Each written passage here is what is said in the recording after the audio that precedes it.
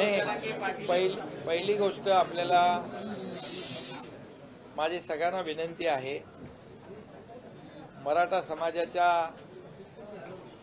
समन्वयकांना पण विनंती आहे आणि मराठा क्रांतीचे कार्यकर्ते आहेत त्या सगळ्यांनाच एकंदरीत मराठा समाजाला माझं आव्हान वजा विनंती आहे आणि आपल्या मीडियाला देखील विनंती आहे की परवाची जी प्रेस कॉन्फरन्स झाली परवा रात्री म्हणजे उशिरा आपण एक बैठक घेतली सह्याद्रीमध्ये।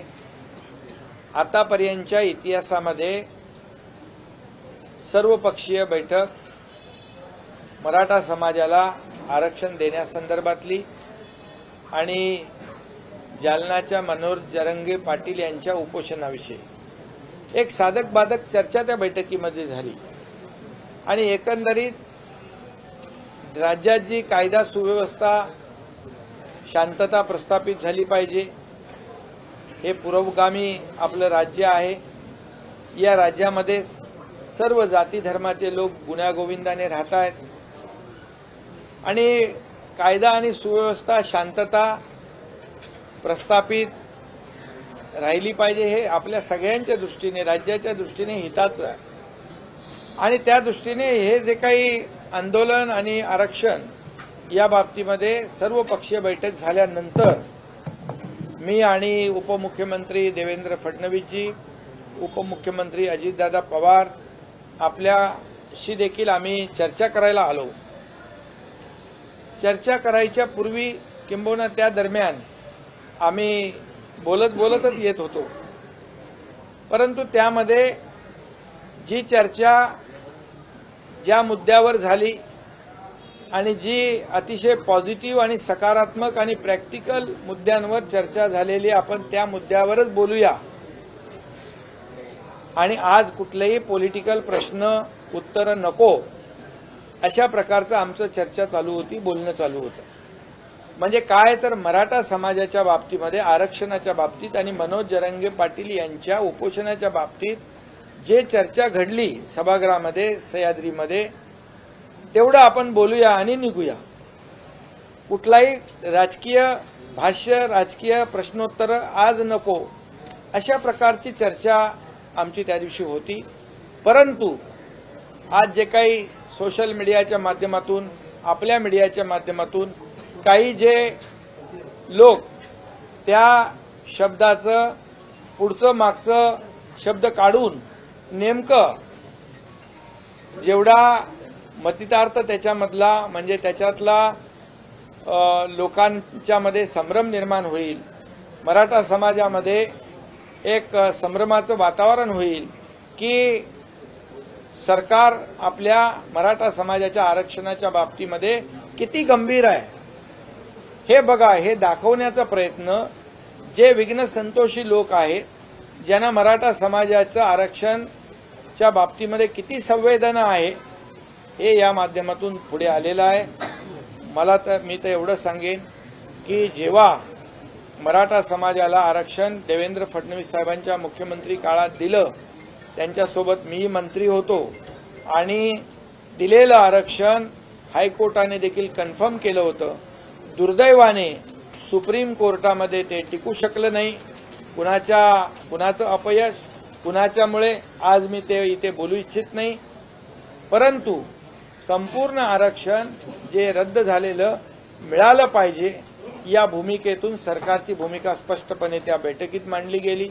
त्याचबरोबर आरक्षण रद्द झाल्यानंतर मराठा समाजाला देखील माहीत आहे जी 3700 अधिसंख्य पदांवर नियुक्त्या देण्याचं धाडस कोणी करत नव्हतं, परंतु मुख्यमंत्री म्हणून मी आणि आमच्या मंत्रिमंडळाने ते अधिसंख्य पदाचा निर्णय घेतला आणि आज ती 3700 मराठा समाजाचे तरुण नोकऱ्या आज करतायत, ते नोकरीला लागले, रोजीरोटीला लागले।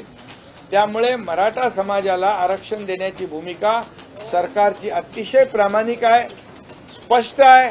म्हणून तर त्या दिवशी सर्व पक्षीय लोकांना आपण बैठकीला बोलवलं, त्याच्यामध्ये काही तज्ज्ञ लोक होते आणि या बाबतीमध्ये जे तज्ज्ञ लोक आहेत त्यांच्याबरोबर देखील एकीकडे बैठका होत आहेत, एकीकडे सुप्रीम कोर्टामध्ये क्युरेटिव्ह पिटिशन जी दाखल आहे त्याच्यावर देखील आपल्याला काय स्ट्रॅटेजी करायची त्यावर आपलं स्ट्रॅटेजी ठरते आहे।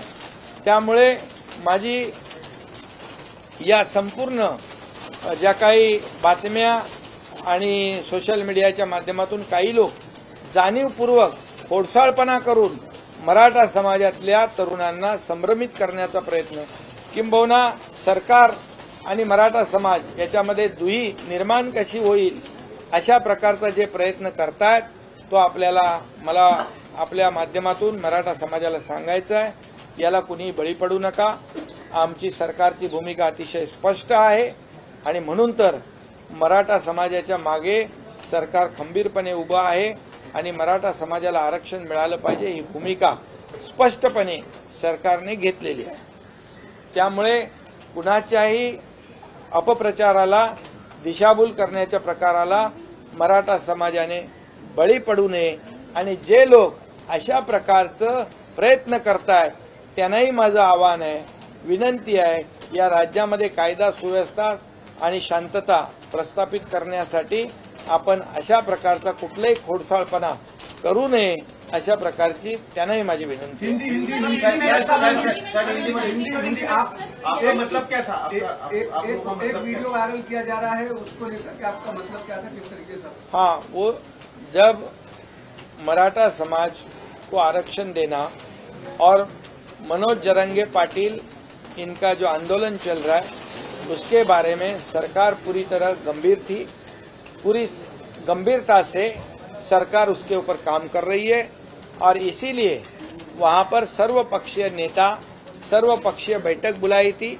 बैठक देर रात तक चली और उसमें कई लोगों ने अच्छे सुझाव दिए मनोज जरंगे पाटिल जी का उपोषण के बारे में और मराठा समाज को आरक्षण जो रद्द हुआ है सुप्रीम कोर्ट में उसको फिर से रिस्टोर होना चाहिए, फिर से आरक्षण मिलना चाहिए, इसके लिए कई सुझाव लोगों ने दिए। और उसके बाद पत्रकार परिषद में जाने के समय ऐसा तय हम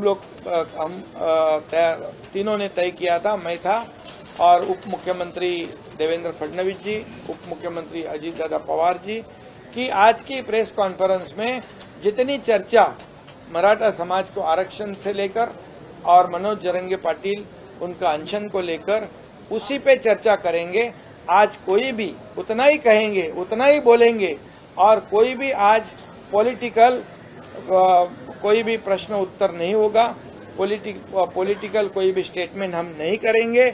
ऐसी हमारी बात हो रही थी, लेकिन कुछ लोगों ने आगे पीछे का कट करके सिर्फ मराठा समाज के बारे में इनकी क्या भावना है सरकार की, ये तोड़ मरोड़ कर मराठा समाज या समाज में ऐसा संभ्रम फैलाने के लिए ये कोशिश उनकी है, वो कोशिश नाकाम होगी।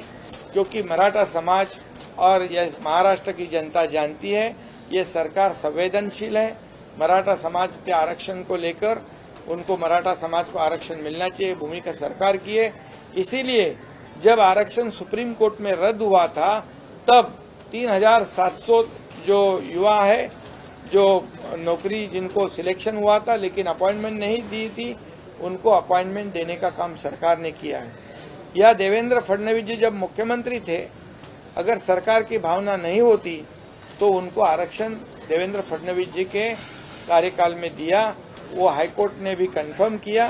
दुर्भाग्य से सुप्रीम कोर्ट में वो रद्द हुआ। अभी उस राजनीति में मैं जाना नहीं चाहता हूँ, कौन जिम्मेदार है, किसका फेल्यूर है, लेकिन ये सब लोग जानते हैं। और इसीलिए जो तोड़ मरोड़ कर जो स्टेटमेंट सोशल मीडिया पे और आपके माध्यम से मराठा समाज और मराठा युवा नेता और मराठा संघर्ष समिति, ये इनके और सरकार के बीच में कोई जो फैलाने की संभ्रम पैदा करने का काम या कोशिश जो कर रहे, ये राज्य में कानून व्यवस्था बनाए रखना, सुव्यवस्था बनाए रखना, शांतता प्रस्थापित करना, ये हम सब लोगों का काम है। ये महाराष्ट्र पुरोगामी राज्य है और ऐसे जब समय आते हैं, ऐसी घटना होती है, तब सभी लोगों को विश्वास में लेने का काम सरकार ने किया हुआ है। और जो ऐसी कोशिश कर रहे हैं जो अपप्रचार करने की, तो उनको भी मेरा आह्वान है, उनको भी मेरी विनती है कि ये मराठा समाज के बारे में ऐसी वैसी तोड़ मरोड़ कर कोई स्टेटमेंट जो आप न फैलाए ताकि लोगों में संभ्रम पैदा हो। इसलिए फिर एक बार मैं कहूँगा, मराठा समाज को आरक्षण देने के लिए सरकार कटिबद्ध है। और ये भी मैं कहूँगा, किसी भी जाति पाति पर अन्याय नहीं करते हुए मराठा समाज को पहले जब आरक्षण मिला था वैसे ही आरक्षण मराठा समाज को मिलना चाहिए। इसलिए सरकार पूरी तरह गंभीरता से काम कर रही है। क्यूरेटिव पिटीशन के बारे में भी वहां पर भी उस लेवल पे भी काम शुरू है। पैरेलली जो दूसरा जब पहले मराठा आरक्षण दिया था वो डेडिकेटेड कमीशन के माध्यम से उस पे भी काम शुरू है। और निश्चित रूप से मुझे यकीन है कि मराठा समाज का खोया हुआ जो रिजर्वेशन है वो देने का काम सरकार पूरी तरह उसकी कोशिश कर रही है।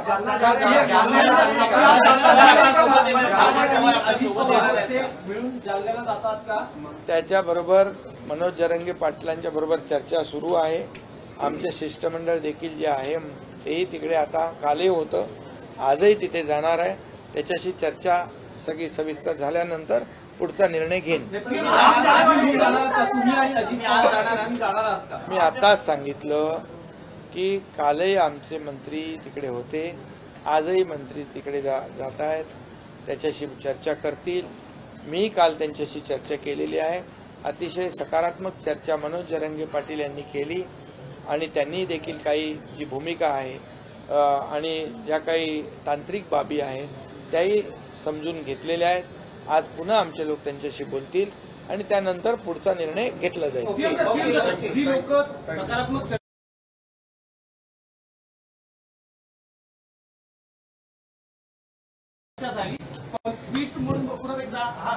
एक मिनिट, माझं एवढंच म्हणणं आहे, हा सामाजिक प्रश्न आहे।